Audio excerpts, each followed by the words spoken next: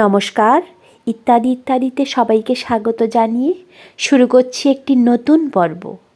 আশা করছি সকলে খুব ভালো আছেন, সুস্থ আছেন। আমিও ভালো আছি।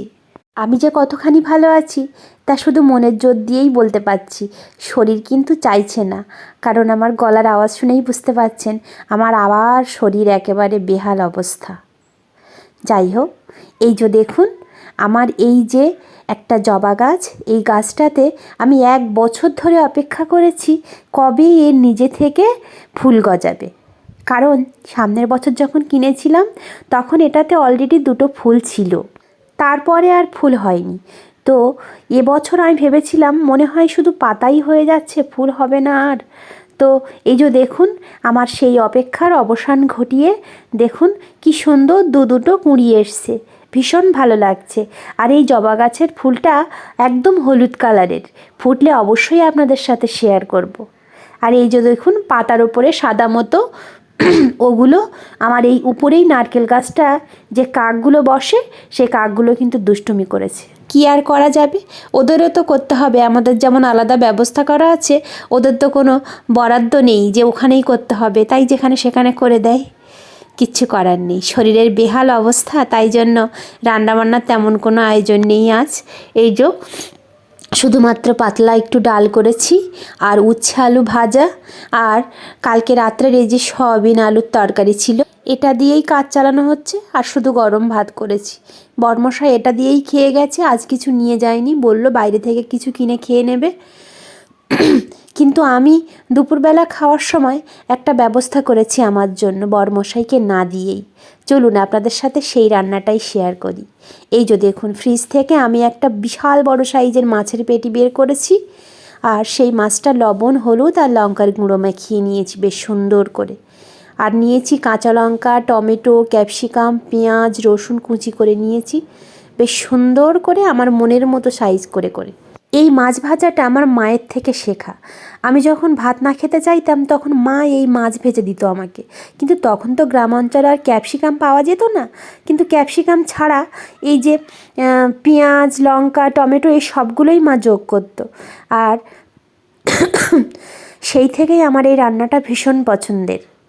তো আমি লবণ হলুদ মাখানো এই মাছটা আর এই মাছের তেলটাও দিয়ে দিয়েছি, দিয়ে সুন্দর করে আগে ভেজে নেব। এই মাছটা আমার মা গ্রামের বাড়ি থেকে পাঠিয়েছে, মাদের বাড়ির পুকুরের। এই এত বড় বড় মাছ হয়েছে জানেন তো, তার থেকে আমাকে কিছুটা পাঠিয়েছিল। সেদিন যে বরমশাই বাড়ি গিয়েছিল, মাছটা সুন্দর করে ভাজা হতে থাকুক। চলুন আমার পেঁয়াজ গাছ থেকে পেঁয়াজের পাতা তুলে নিয়ে আসি কিছুটা। আমার এই পেঁয়াজ পাতার গোড়ায় আমি সকালবেলা যে চাটা খাই সেই চা, তেজপাতা সব একবারেই দিয়ে দিই। আমার এইখানে কিন্তু লাউ গাছের গোড়াটা, এই মাটি আছে যেখানে, সেইখানে আমি একটু পেঁয়াজ বসিয়ে দিয়েছিলাম পাতাগুলো আমি ব্যবহার করব বলে। এই দেখুন আমার এই এতগুলো পাতা তুলে নিয়ে আসছি, এটা হলেই হয়ে যাবে। আমার মাছটা ভাজা হয়ে গেছে। এবার রসুন কুচিটা প্রথমেই আমি ব্যবহার করেছি। ওই মাছটা ওই কড়াই থেকে তোলা লাগবে না, এমনি একটু জায়গা আছে সেখানেই দিয়ে দিলে হয়ে যাবে। মা এভাবেই করতো। তারপর ওই কেটে রাখা পেঁয়াজ, ক্যাপসিকাম আমি সুন্দর করে দিয়ে দিচ্ছি। এবার ওগুলো সুন্দর করে নেড়ে নেড়ে ভেজে নেব। এই রান্নাটা অসম্ভব ভালো খেতে। এমনি সাধারণত মাছ ভাজা আমি যেভাবে খাই তেমন করে তো সবাই খেয়েছে, কিন্তু এভাবে একবার ট্রাই করবেন, অবশ্যই ভালো লাগবে, ভীষণ ভালো লাগবে। তখনকার সময়ে মারাও কিন্তু বাচ্চাদেরকে খাওয়ানোর জন্য বিভিন্ন পদ্ধতি অবলম্বন করতেন।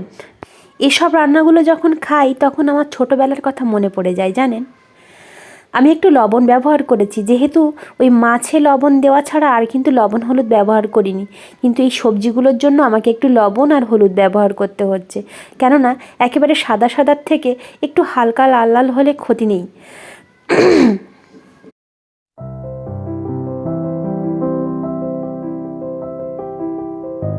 এই দেখুন আমার কি সুন্দর এই সবজিগুলো ভাজা হয়ে যাচ্ছে।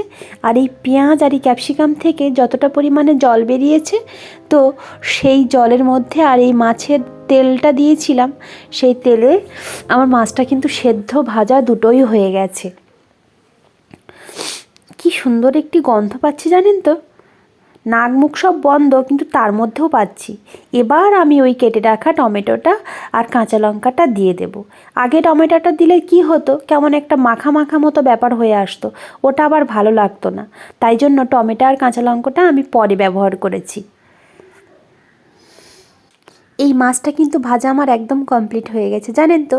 এপিট ওপিট করে আমি বেশ সুন্দর করে ভেজে নিয়েছি। আর আমার বাগানের সেই যে পেঁয়াজ পাতাটা এবার আমি কিছুটা পরিমাণে এর ওপরেই দিয়ে দিয়েছি। আমি কিন্তু বন্ধ করে দিয়েছি গ্যাসটা একদম। চলুন এবার নামিয়ে নিই। এই যে দেখুন, এবার এই কাঁচা পেঁয়াজ পাতাটা আমি ওপর থেকে সুন্দর করে একটু ছড়িয়ে দিচ্ছি, শুধুমাত্র দেখার সৌন্দর্যের জন্য। আমার মায়ের শেখানো এই সুস্বাদু নতুন স্বাদের মাছ ভাজাটা আপনাদের কেমন লাগলো অবশ্যই কমেন্ট করে জানাবেন। আর এটা অসম্ভব ভালো খেতে হয়, জানেন তো। এই সুস্বাদু নতুন স্বাদের মাছ ভাজাটা আপনারা অবশ্যই ট্রাই করবেন। আজ তাহলে আসছি, আবার আসবো নতুন একটি পর্ব নিয়ে। সকলে খুব ভালো থাকবেন, সুস্থ থাকবেন। আর আমার পর্বগুলো ভালো লাগলে অবশ্যই লাইক, কমেন্ট, শেয়ার, সাবস্ক্রাইব করে আমাকে এগিয়ে যেতে সাহায্য করবেন। নমস্কার।